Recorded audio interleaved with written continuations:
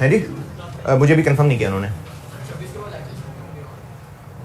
होंगे यार, काफ़ी सारे होंगे। IS-12 और कंपनी अकाउंट रहता है। अच्छा, जो FR2 मेरे गुलबर्ग वाले स्टूडेंट हैं ना, उनके लिए एक एडजस्टमेंट बता रहा हूँ, खासतौर पे मुझे लगा मैंने वो स्किप कर दी है। गुलबर्ग वाले प्री एक्विजिशन डिविडेंड मैंने गुलबर्ग में गालिबन नहीं बताया हुआ। कंसोलिडेशन SOFP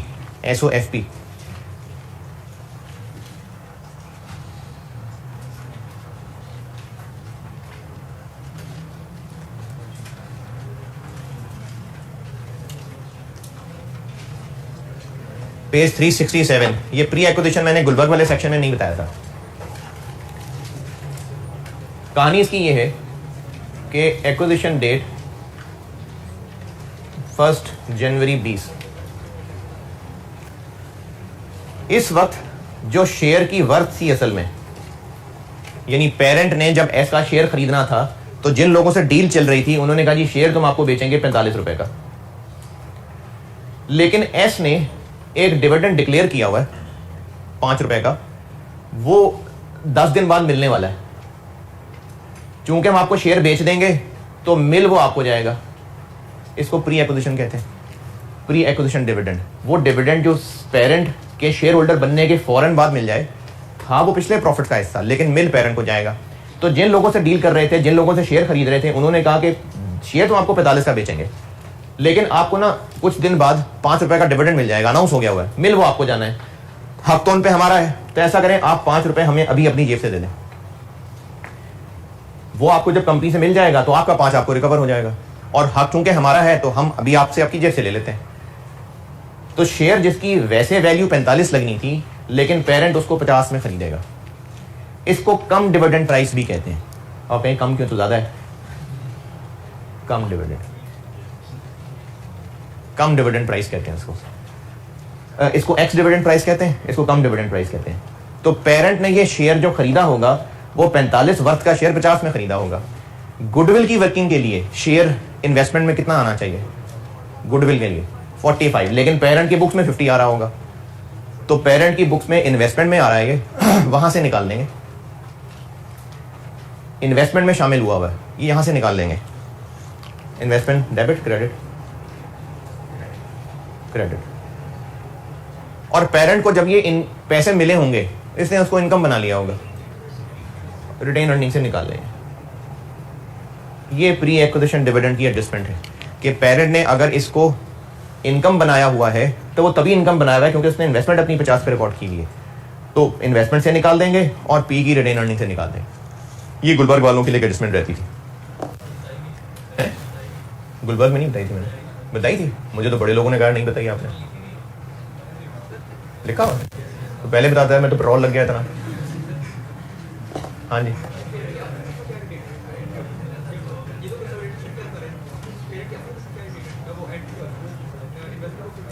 हाँ क्योंकि वो कॉस्ट पे तो 50 है ना, कॉस्ट तो 50 पड़ी है उसको, तो उसने अपनी इनकम बनाया हुआ। अच्छा यार, चलो हो गया अब तो जो होना। यार इतना महंगा पेट्रोल है, मेरा पेट्रोल लग गया था। चलो हैं क्या हुआ? अच्छा जी, कंसोलिडेशन में एक लास्ट चीज रहती है जो मैंने आपके प्रैक्टिस के इंतजार में छोड़ी थी, और वो थी एक्विजिशन ड्यूरिंग द ईयर में अगर कोई एक्सेप्शनल आइटम आ जाए तो।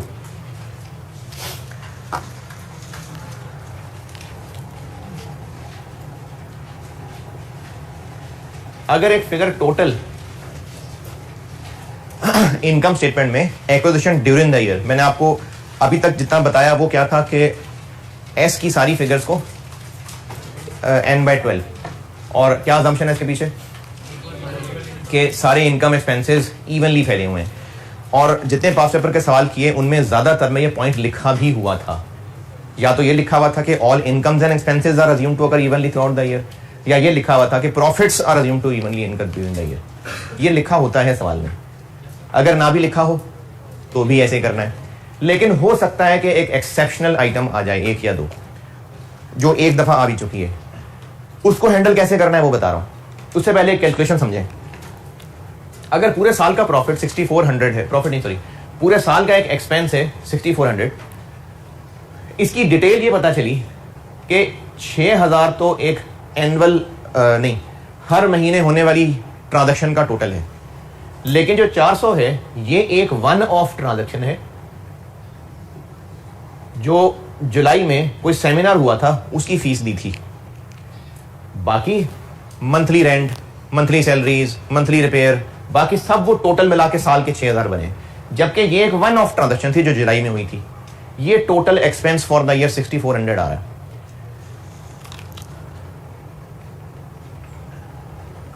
अकाउंटिंग ईयर है जुलाई से जून, अकाउंटिंग ईयर जुलाई से जून है और जुलाई 21 से जून 22, और एक्विजिशन डेट है 1 नवंबर 21। कितने महीने बने? 1 जुलाई 21 से 30 जून 22 ईयर है और 1 नवंबर 21 8 महीने। इनकम स्टेटमेंट बनाते हुए हमने एस के सारे एक्सपेंसेस, सारी इनकम को 8/12 करना होगा। अगर 6400 को 8/12 कर दिया तो क्या खराबी होगी इसमें? ये 400 भी 8/12 हो गया। चलो 8/12 तो 8 नजर आ रहा है, लेकिन बाय 12 हो गया, तो क्या ये पूरे साल में फैला हुआ खर्चा है जिसको बाय 12 करके एक महीने का निकालना है? नहीं, इसके टुकड़े नहीं करने। केक के ऊपर चेरी लगी हुई है ना, तो केक के तो पीस कर लें, चेरी उतार के अलग रख ली, केक के पीस कर लिए, फिर जिस बच्चे ने खानी उसको लेते चेरी दे दी। तो 400 के टुकड़े नहीं करने। क्यों नहीं करने? क्योंकि ये पूरे 12 महीने पे फैली हुई चीज नहीं है। टुकड़े करते हुए इसको कर लेते हैं साइड में, बाकी कितना रह गया इसके कर लेते हैं टुकड़े। इस 64 में से 6000 अलग कर लिया, इसको हम बिल्कुल कर लेंगे 8/12। कितना?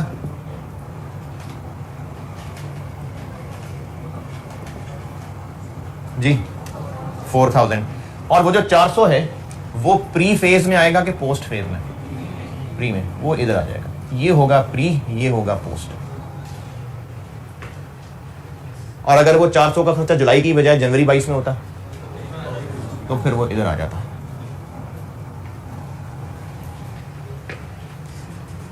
जो वन ऑफ आइटम है उसको अलग कर लें, बाकियों के टुकड़े कर लें, और फिर वो वन ऑफ आइटम देख लें प्री में रखनी है कि पोस्ट में रखनी है। ये एक्सेप्शनल आइटम को डील करने का तरीका। जी दोबारा सुन लें। Total expense for the year 6400 है। इसकी डिटेल अदर इन्फॉर्मेशन में लिखी मिल रही है कि इसमें से 400 एक ऐसा है जो वन ऑफ है, जुलाई में होने वाले को सेमिनार था उसकी फीस थी, बाकी पूरे साल पे फैले हुए खर्चे हैं। अब हमने 1 नवंबर एक्विजिशन के बाद 8 महीने कंसोलिडेशन करनी है, तो इस 6400 में से 6000 400 अलग कर दिया, 6000 के टुकड़े किए, ये प्री ये पोस्ट, और 400 किस डब्बे में डालना है वो इसको देख के फैसला करें। अगर ये एक्विजिशन से पहले हुआ था तो प्री वाले डब्बे में डाल दें, अगर बाद में हुआ था तो पोस्ट वाले डब्बे में डाल दें।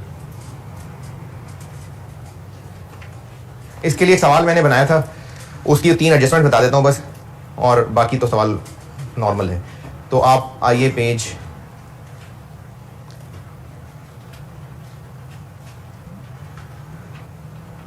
429, क्वेश्चन नंबर 9, पेज 429 पे आ जाइए।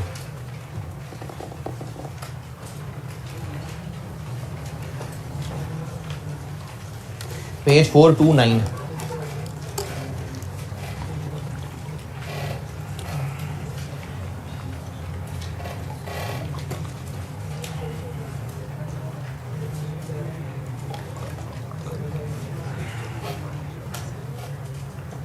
पेज 429 क्वेश्चन नंबर 9 पढ़ लें। करूंगा मैं इसमें सिर्फ 3 लाइनें सॉल्व, बाकी छोड़ दूंगा लेकिन सवाल पूरा पढ़ लें।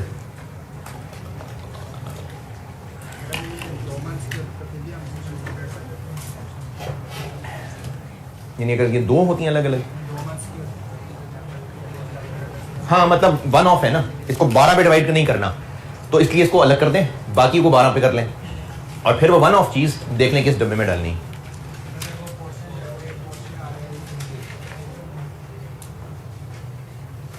अगर 2 वन ऑफ चीजें हैं, एक इस डब्बे में डालनी है, कोई इस डब्बे में डालनी है, 12 से डिवाइड नहीं करना वन ऑफ चीज। कंक्लूजन ये है कि वन ऑफ चीज को 12 से डिवाइड नहीं करना। अच्छा, ये भी तब करना है अगर सवाल में इसको कहा हो कि एक्सेप्शनल आइटम है। वरना अगर आप खुद से सोचने बैठेंगे ना कि ये तो प्लांट बेचा था, इसका यूआरपी ये तो एक दफा बेचा था, जैसे सवाल में एडजस्टमेंट होती है कि पी ने एस को प्लांट बेचा है या पी ने एस को गुड्स बेची हैं, अब आप कहें कि ये तो वन ऑफ चीज है। खुद से नहीं वन ऑफ ढूंढना, क्योंकि सवाल वाला अगर ये अजम्पशन लिख रहा है ना कि ऑल इनकम्स एक्सपेंसेस इवनली हैं, तो ये आपकी आसानी के लिए लिख रहा है कि बेटा इस चक्रों में ना पड़ो।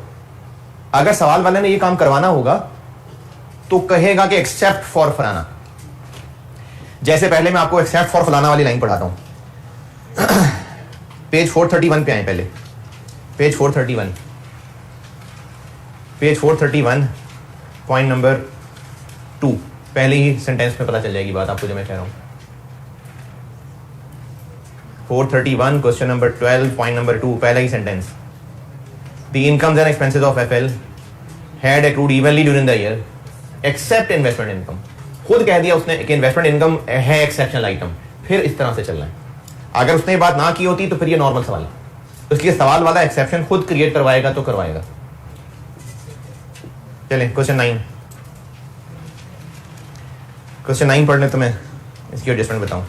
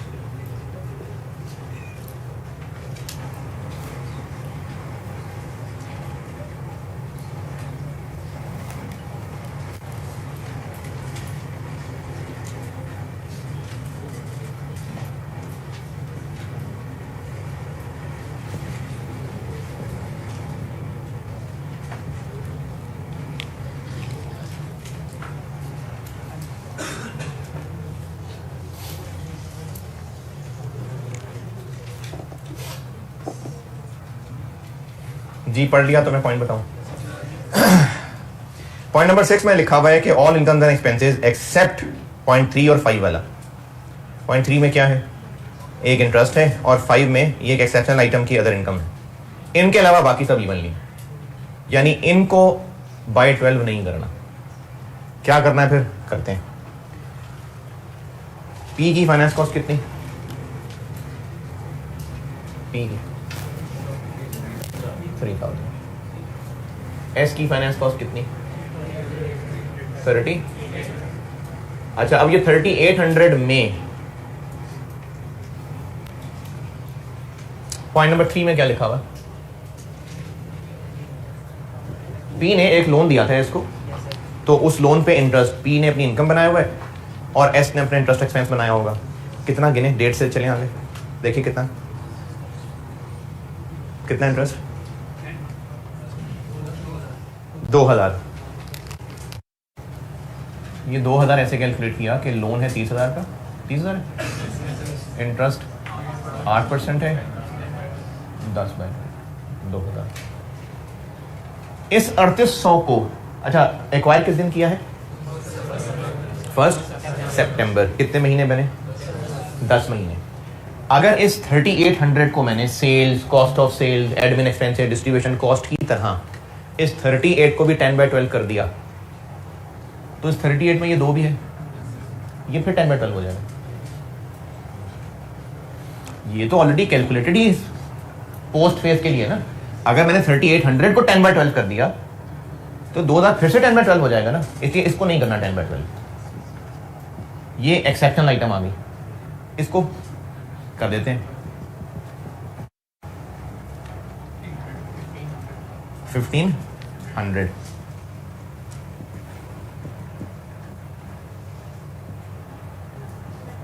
ये प्री हो गया, ये पोस्ट हो गया। वो 2000 किस डब्बे में डालना है, इधर। ये चीज जो मैंने इधर की है वो आपको ऐसे करके दिखाता हूं अगर ठीक लगे तो।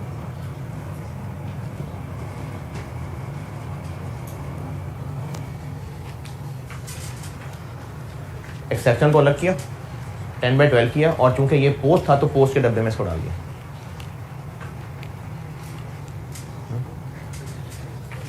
क्या नहीं समझ आया? हाँ, कब लगाया मैंने 10 महीने दोबारा?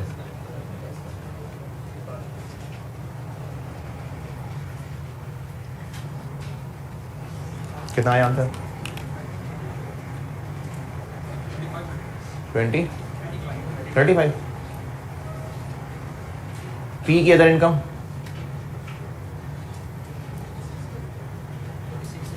4600।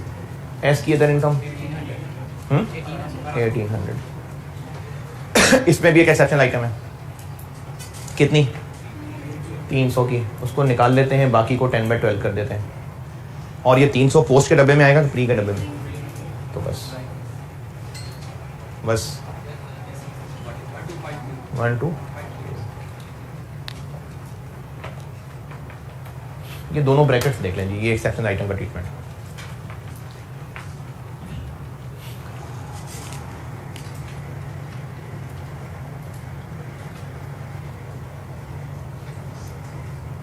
ये क्या क्या पी ने एस को लोन दिया हुआ है, तो ये 2000 क्या है? एक की इंटरेस्ट इनकम है, दूसरे का इंटरेस्ट एक्सपेंस है। ये फाइनेंस कॉस्ट हो गई और ये अदर इनकम। पी ने एस को लोन दिया हुआ है ना, तो एक का एक्सपेंस एक की इनकम निकाल दी। ये ब्रैकेट वाला ट्रीटमेंट है, ये जो एक्सेप्शनल आइटम का ट्रीटमेंट। क्या? कौन सा वाला? अदर इनकम वाला। 1800 एस की टोटल साल की अदर इनकम है। इसमें से 300 ऐसी है जो उसने जुलाई में अर्न की थी, बाकी 1500 को फैला लेते हैं। 10/12, 2/12, 1250, 250। ये प्री का डब्बा हो गया, ये पोस्ट का डब्बा हो गया। इसको किस डब्बे में डालना है? प्री वाले। ये पोस्ट का डब्बा 1250।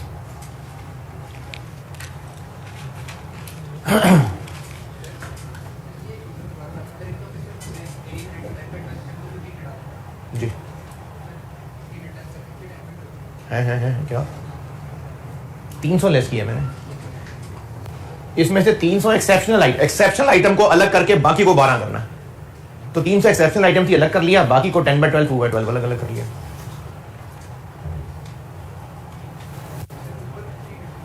ऊपर क्या? उसमें क्या किया? उसमें 300 का क्या काम है? 300 अदर इनकम में लिखा हुआ है ना, फाइनेंस कॉस्ट में 300 कौन सा है?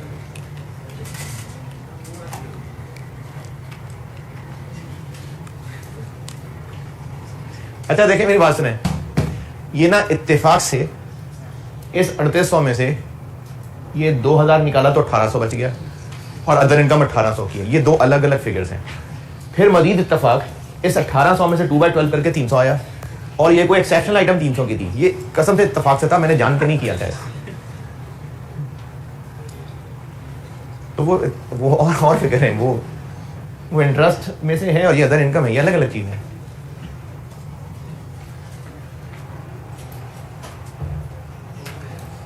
एस का पैड कितना है? एस का पैड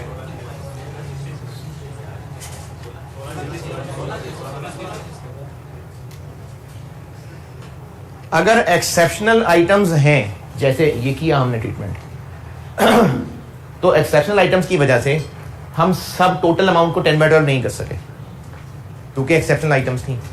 अगर एस की इनकम एक्सपेंसेस सारी की सारी पूरे 12 महीने पे बराबर फैली हुई है, तब ही प्रॉफिट पूरे 12 महीने पे बराबर फैला हुआ। प्रॉफिट कोई अलग चीज थोड़ी होती है। प्रॉफिट कैसे निकलता है? इनकम्स और एक्सपेंसेस को नेट करके निकलता है। तो अगर एस की सारी इनकम्स और सारे एक्सपेंसेस इवनली फैले हों, तभी प्रॉफिट हर महीने बराबर हो सकता है। अगर एस के एक्सपेंसेस इनकम हर महीने बराबर नहीं फैले हुए, तो फिर प्रॉफिट भी नहीं हो सकता ऐसे। तो अगर कोई एक्सेप्शनल आइटम आई, तो जो आइटम एक्सेप्शनल है उसके साथ तो ये हरकत करनी ही करनी है। एस के पैट के साथ भी फिर यही हरकत करनी पड़ेगी, क्योंकि इनकम एक्सपेंस हर साल बराबर, हर महीने बराबर होती तो प्रॉफिट हर महीने बराबर होता है ना। अगर इनकम्स नहीं है हर महीने बराबर, तो फिर प्रॉफिट में भी नहीं बराबर। प्रॉफिट में भी हमें यही वाला सलूक करना पड़ेगा।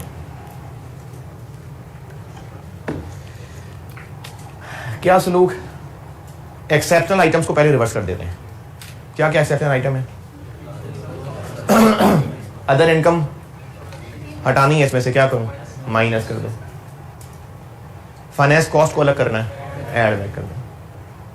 इन दोनों के अलावा वाला प्रॉफिट क्या बन गया? 18300। ये एक्सेप्शनल आइटम थी ना, इनको प्रॉफिट से हटा लिया, रिवर्स कर दिया।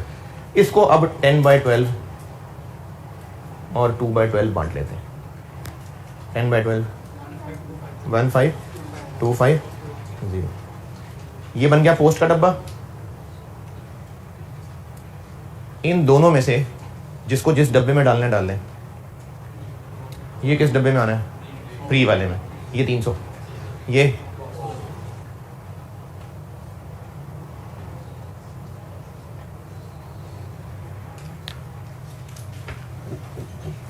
हमने एक एक्सपेंस और एक इनकम साइड पे किए थे ताकि बाकी वाला प्रॉफिट निकले।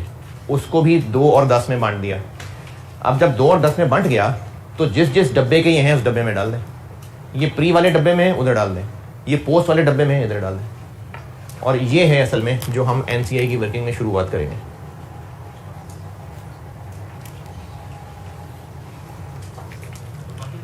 हैं? क्या?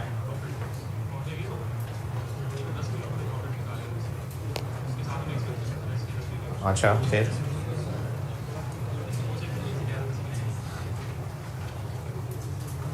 ये एक्सेप्शनल आइटम्स का ट्रीटमेंट।